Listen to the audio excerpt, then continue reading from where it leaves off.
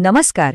चला एक कल्पना करूया एका अशा गावाची जिथे कुणाची ओळख त्याच्या आडनावावरून किंवा जातीवरून नाही तर फक्त आणि फक्त माणूस म्हणून होते. हे काही स्वप्न नाहीये, तर हे महाराष्ट्रातल्या एका गावाने प्रत्यक्षात आणलंय. आज आपण सौंदाळा गावाच्या याच एका अविश्वसनीय प्रवासाबद्दल बोलणार आहोत. ही गोष्ट सुरू होते एका अशा घटनेनं जी आपल्याला खरंच विचार करायला लावते.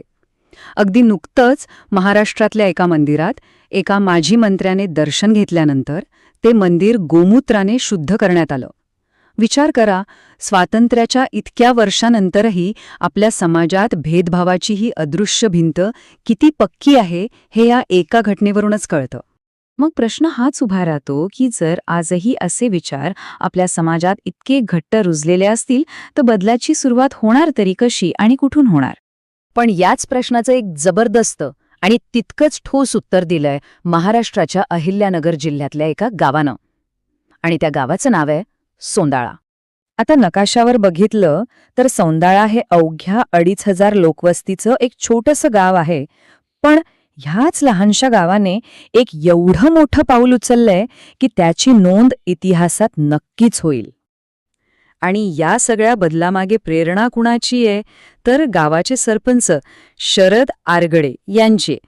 त्यांचं म्हणणं अगदी साधं आणि सरळ आहे की रस्ते आणि इमारती तर कधीही बांधता येतील, पण त्याआधी माणसामाणसांना जोडणं जास्त महत्वाचं आहे. सामाजिक भेदभावाच्या भिंती पाडून एकी साधणं हाच त्यांच्या या ऐतिहासिक निर्णयाचा खरा पाया आहे. बरं, जातमुक्त होणं म्हणजे नेमकं काय हे पण बघायला हवं. हा फक्त कागदावरचा ठराव आहे की यामागे काहीतरी ठोस कृती आहे? चला जरा खोलात जाऊन बघूया. तर ग्रामसभेने जो ठराव पास केलाय त्यात काही गोष्टी एकदम स्पष्ट आहेत.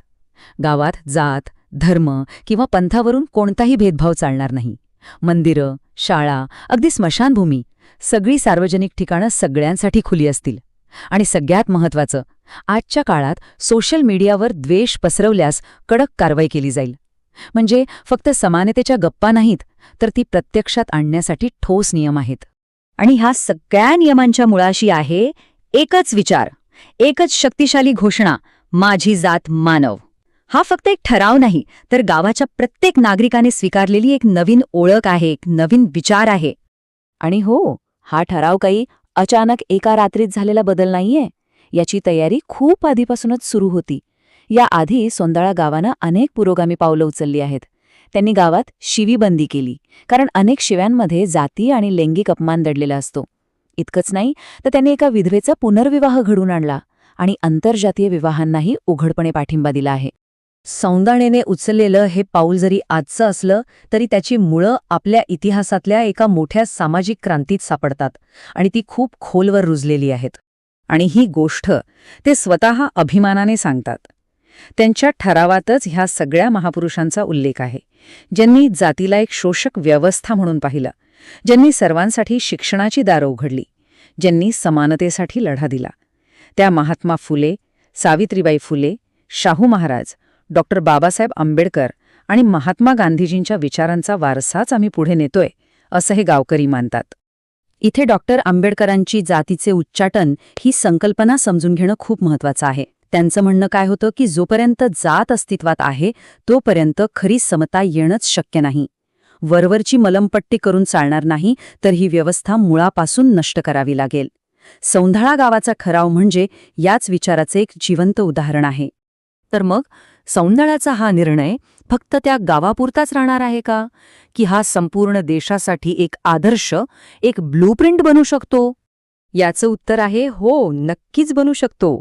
आणि हे सगळं पूर्णपणे कायदेशीर आहे. म्हणजे बघा, ग्रामपंचायत कायद्याने प्रत्येक गावाला स्वतःच्या भल्यासाठी, लोककल्याणासाठी निर्णय घेण्याचा अधिकार दिलेला आहे.